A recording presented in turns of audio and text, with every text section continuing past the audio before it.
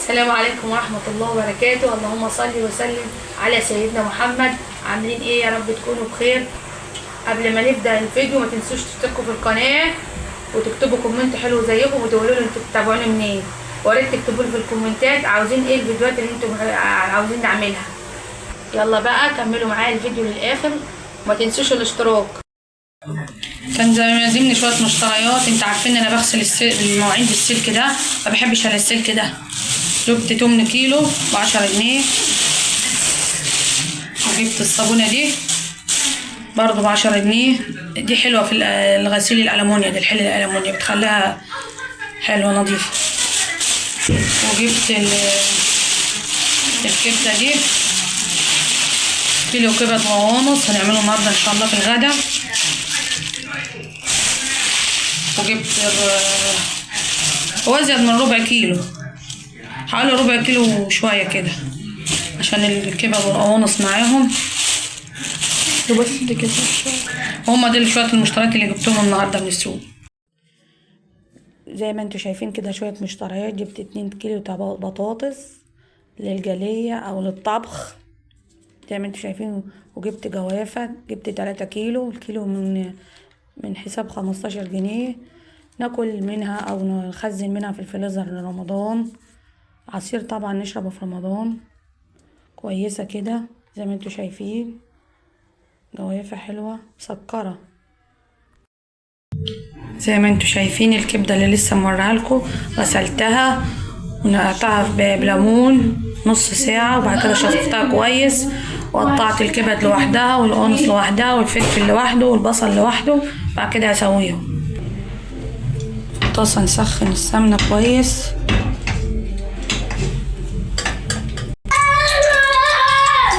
حاجة ننزل القوانص عشان هي اللي بتاخد سوا اكتر. نشوحها شوية كده.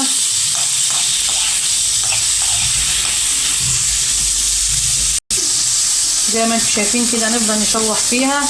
المادة الدهنية اللي تحبوها، ممكن تحطوا سمنة، ممكن تحطوا زيت اللي تريحكم.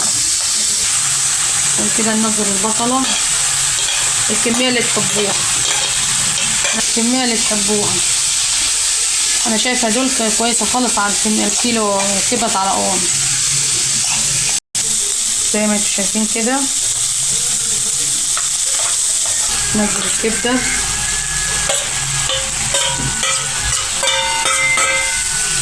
الكبدة ما تحبش التحريك الكتير، نحاول نستنى عليها لما تشد وبعد كده نحرك، ما نتحركش كتير لما تشد.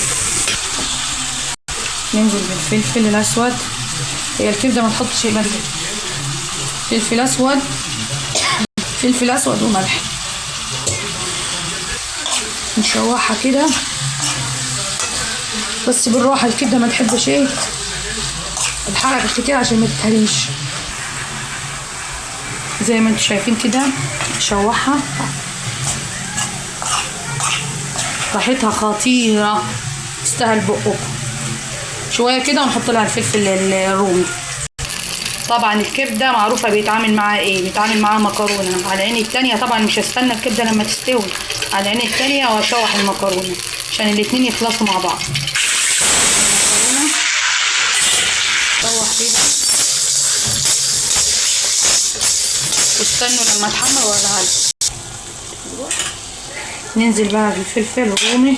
لو عندك فلفل حراق وحباه انت عشان تبقى كبده سبايسي عادي حطيها، بس عشان الاطفال الصغيره بنحط لها فلفل كده. نقلب بقى.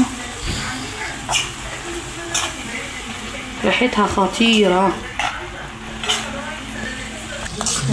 الفلفل بس يدبل بس واقفل عليه.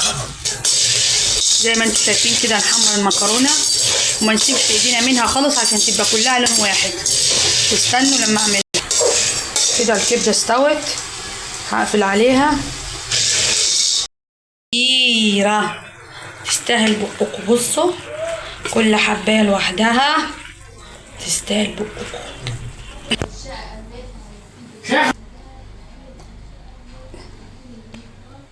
ايه رايكم؟ مكرونه والكبده والمخلل والعيش. ايه رايكم؟ تعالوا اتغدوا معانا. لو وصلت لغاية هنا ما تنسوش تشتركوا في القناة وتكتبوا كومنت. مع السلامة. بعد ما اتغدينا قلت اعمل كده شوية عصير من الجوافة اللي انتوا لسه شايفينها معايا، بغسلها وبعد كده زي ما انتوا شايفين كده يعني قطعتها احط عليها سكر اضربها ونشربها. مرة نشربها عصير، مرة ناكلها، بتبقى لها كلها فوائد. طبعا العصاير دي في ناس ما بتحبش العصير في الشتاء، بس انا قلت نعمل دورك عصير كده نشربه بعد الغدا نحليبه. حلوة الجوافة اللي تبقى تخينة كده، ما تبقى زي المية، قوامها حلو كده. بعد كده بعد ما اتغدينا وحلينا وبسطنا قلت ايه اشطب المطبخ. زي ما انتوا شايفين كده المواعين بغسلها. ما تسركنيش المواعين بعد على طول الغدا على طول، عشان ما تكسليش تغسل المواعين على طول. لو قعدت هتكسلي تغسل على طول. دايما بعد الغدا وكده ايوه طبعا نقعد كده نص ساعة ولا حاجة كده نريح، وبعد كده ندخل على المطبخ على طول نشطبه. لو ورانا مثلا مواعين عايزة تتغسل، بوتاجاز عايزة تتغسل، بعد كده مثلا حبينا نمسح المطبخ نمسحه. اي حاجة ورانا كده نلمها. نشطب بقى المواعين، اي حاجة ورانا نعملها ما نكسلش. طول ما احنا ايدينا في الحاجة بتبقى سهلة، اللي هنركنها تبقى صعبة علينا. زي ما انتوا شايفين كده هما مش كتار ولا حاجة، هما شوية صغيرين. بس لو وصلت لغاية هنا ياريت تشتركوا في القناة وتفعلوا زر الجرس وتكتبوا لي من انتوا منين. زي ما انتوا شايفين. وياريت يا جماعة كده واحنا بنتفرج على الفيديو نكتب في الكومنتات ندعي للناس اللي في تالتة اعدادي. مين النهاردة كان عنده بنته او ولا ابنه في تالتة اعدادي عنده امتحانات النهاردة؟ ياريت تكتبوا له في الكومنتات وتقولوا له رأيكم.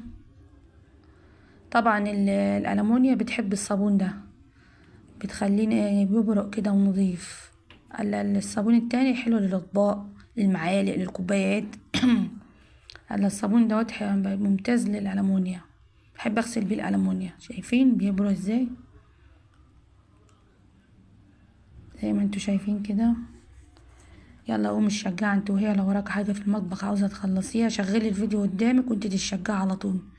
شايفين النظافة كل ده بعد كده بصيت ورايا لفيت ورايا كده شفت الفيديو قلت اجيبه على السريع وراه معايا، عشان ايه المطبخ كده يبقى بيت نظيف ومروق وكل حاجة. واحسن حاجة لما نصحى الصبح نلاقي المطبخ نظيف. وبعد كده قلت على الحوض، احب الحوض كده يبقى نظيف وبيبرق. شايفين النظافة حقيقية يا جماعة. ما تنسوناش في اللايك والاشتراك.